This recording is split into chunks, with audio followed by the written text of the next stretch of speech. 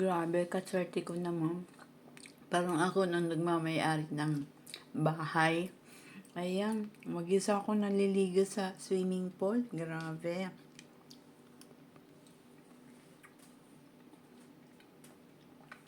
Nakakalungkot lang kasi wala akong kasama. Ka-jamming ka. Ayan. Diba?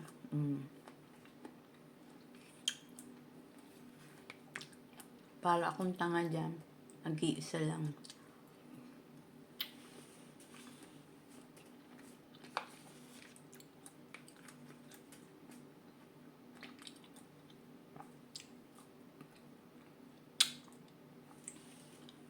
Grabe, para akong lalangoy na aso.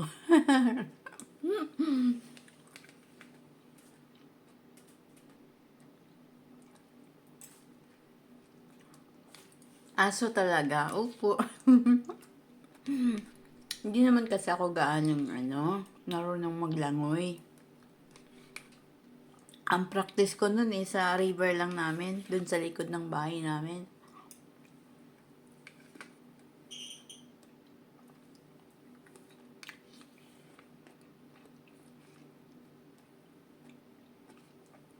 Wala talang proper training, sinasabi. Kasi hindi naman tayo pang Olympic. Grabe.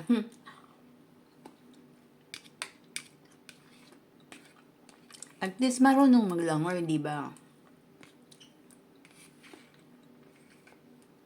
Ang iba nga dyan, hindi marunong lumangoy. At least ako, last asong langoy, pwede na.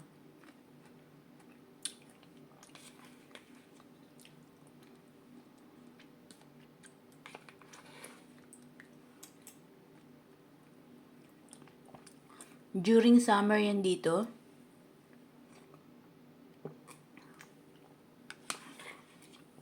Tamang-tama, wala sila.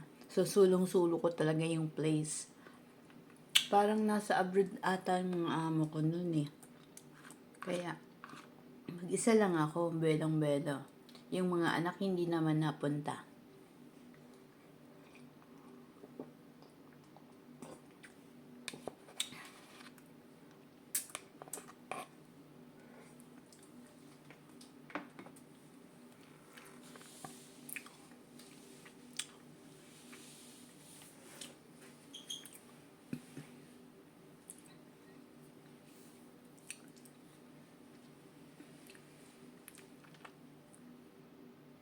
Oh.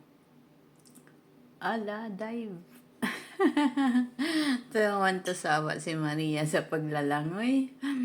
Ay nako, na-experience ko talaga yung paglalangoy sa river namin. Kaya yun, nagamit ko naman dito. 'Di ba?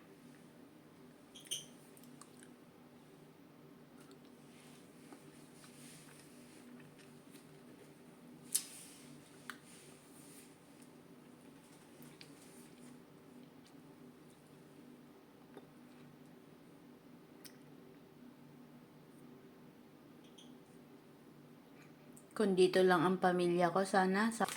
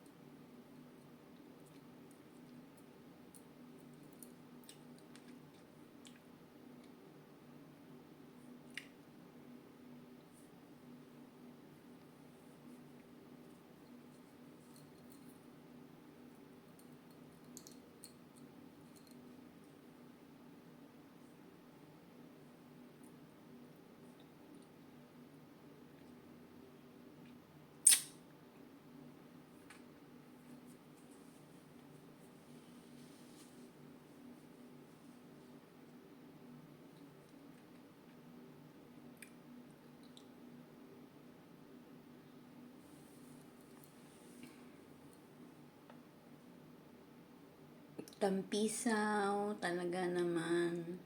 Mag-isang nagtatampisaw. Kalungkot. Next time magyayaya na ako talaga ng friends. At least, di ba, may kasama ako. At pag during summer, itong dalawa kong matanda ay gala naman ng gala. So, ako naman ay mag-swimming ng swimming dito. Di ba? Alam nyo ba yung tubig dyan? Parang lasang dagat din. Kasi maalat din. Aywan ko kung paano nila ginawa yung tubig na galing sa dagat. Napakalayo pa namin sa dagat. Siguro mga ilang kilometro din kami sa dagat eh. Ilan ba? Mga 200 kilometers, mga ganun siguro. Ang estimate ko. Ayan, pasilip-silip lang ako dyan. Pasilip-silip lang sa camera.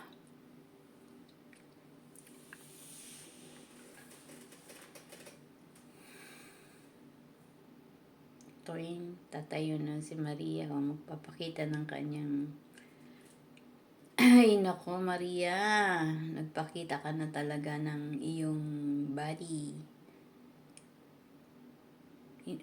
Mataba ko masyado dyan, no, di ba? Napakataba ko.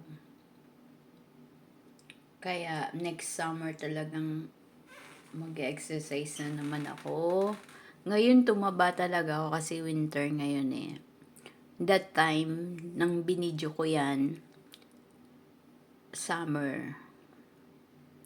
So, daming taba talagang aalisin ko ngayon. Siguro noon ay 52 kilos lang ako. Tapos ngayon, nag 57 kilos na ako. So, 5 kilos ang alisin ko ngayon na taba. Grabe. Makakain ba naman si Maria ng mga carbo? Lalo na yung mga matatamis. Tapos yung mga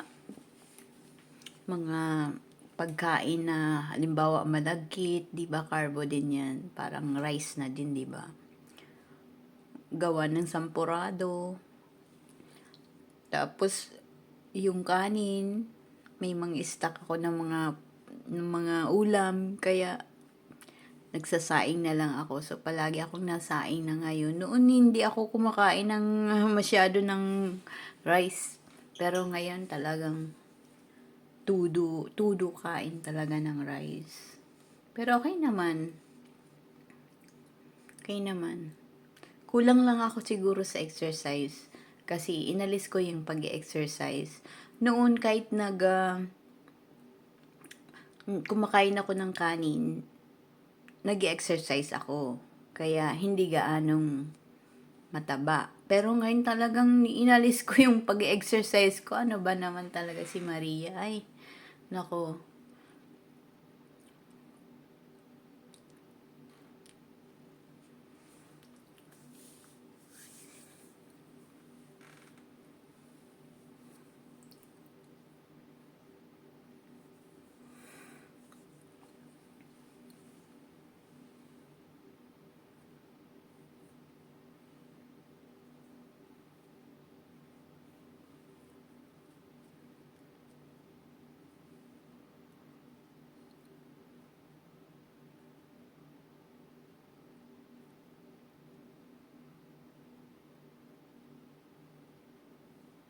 Floating naman siya, oh.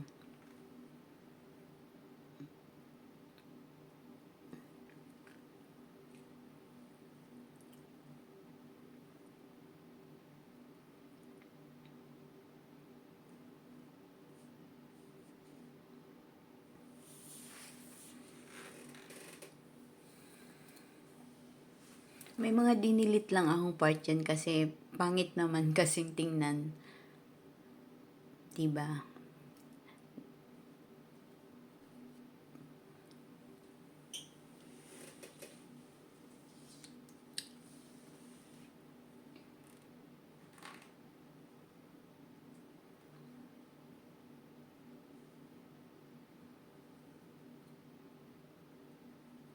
Sayang nga at itong cellphone ko ay talagang basag na basag na.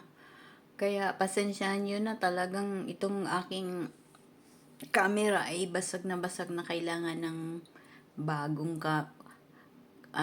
cellphone na naman. Diyos ko, sana makaraise ako ng pambili ng cellphone.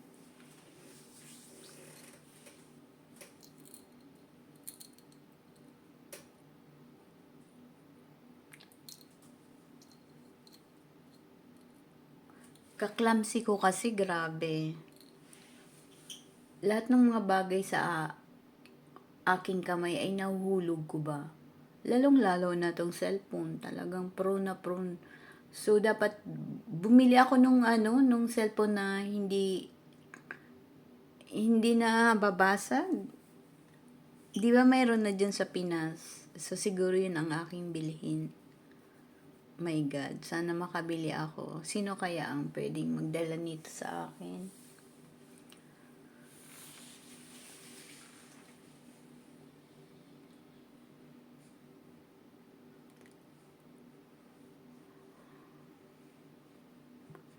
Sa mga nagwa-watch ng aking video, salamat po sa pag-watch nyo sa akin. Thank you very much po. So, mag-ano na po ako, goodbye na po sa inyo. Salamat sa pag-watching nyo sa akin. Sana po i-share naman po ninyo ang aking videos para maraming makapanood ng aking video. Salamat po.